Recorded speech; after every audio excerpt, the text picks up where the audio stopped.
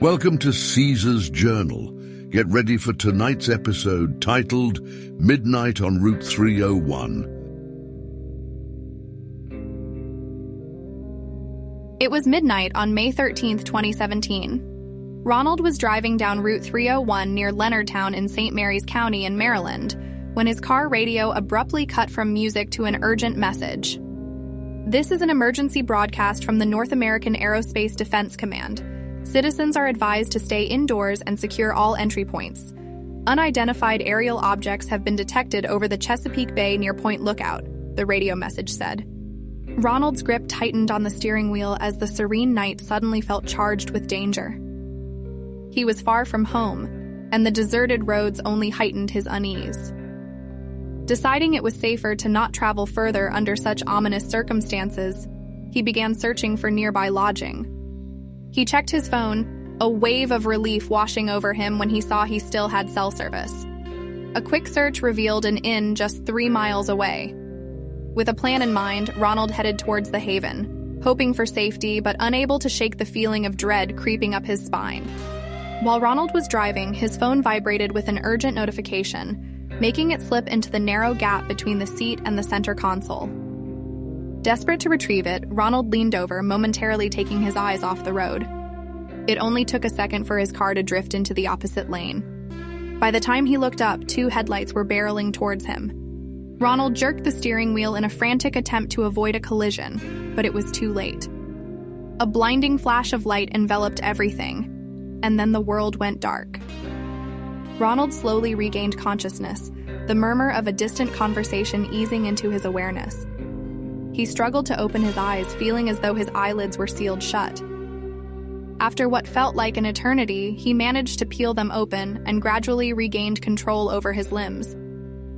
Sitting up with effort, he called out, "Hello, is there anybody there?" The distant conversation abruptly stopped, and moments later, a couple approached him. "Hello, mister. We're glad you're awake. We were quite worried about you," said a man with a luscious white beard, dressed in blue overalls. "Where are my manners? My name is Archibald, and this is my wife, Greta." "What happened?" Ronald croaked, his voice hoarse. "We found your car flipped over on the roadside," Archibald explained. "You were unconscious nearby." Ronald's mind raced back to the emergency alert. "What about the emergency?" he asked urgently. "We don't know about any emergency, dear," Greta interjected with a puzzled look. "Is that why the roads were so empty?" "I guess that's not as important at the moment. My name is Ronald, by the way," Ronald said, managing a weak smile. "Thank you for helping me." "No problem, Ronald. We hope you feel at home here. Tomorrow we'll help you get back on the road," Archibald replied warmly. "If you need anything, let us know, but you should rest. I'm leaving this flashlight and some towels in case you need them," Archibald continued.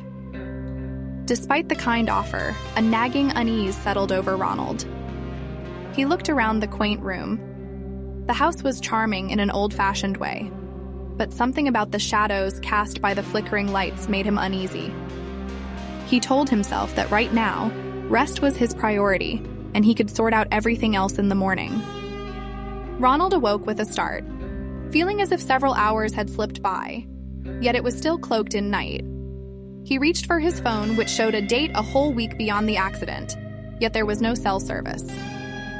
A rising anxiety ate at him as he swung his legs off the bed and approached the window. The glass was fogged over, obscuring his view of the outside. When he tried to open the window, he found it immovably sealed shut.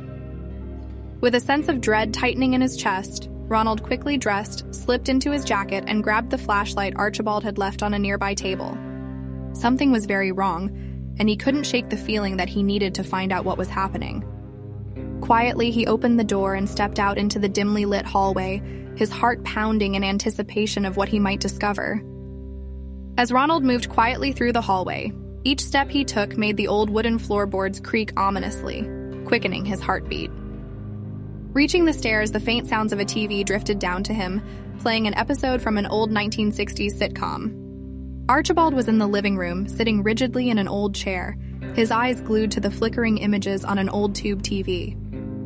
The decor around him, wallpaper, furniture, even the light fixtures seemed to have been preserved perfectly from that bygone era. Trying to break the eerie stillness, Ronald called out softly, "Archibald?" No response.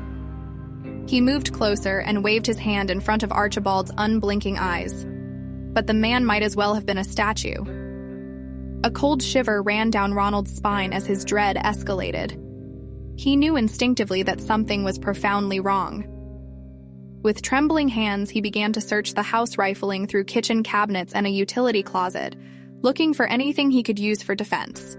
Eventually, his hands closed around the handle of a meat cleaver.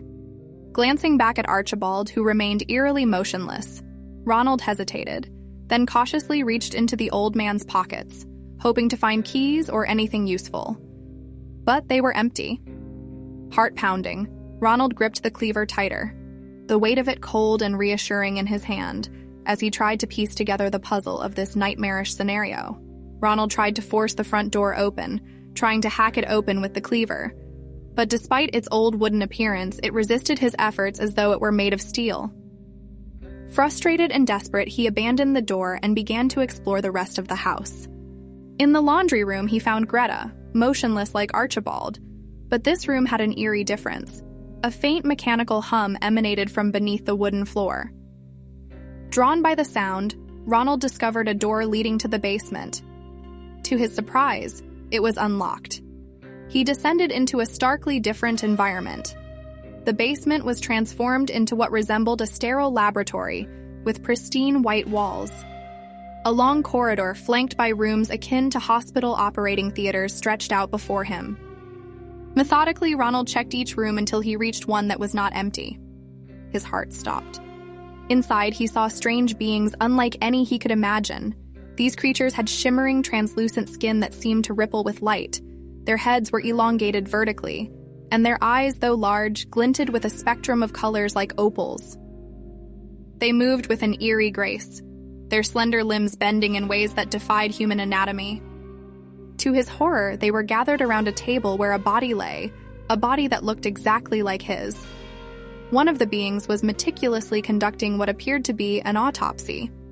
Before Ronald could react, he sensed a presence behind him. He spun around only to meet the gaze of another of these spectral beings.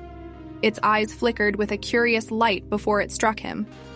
The blow was swift and precise, and darkness swallowed him once more. Ronald awoke once again, this time to the gentle light of morning streaming through the window. Slipping on his jacket, he noticed a strange stiffness in his movements.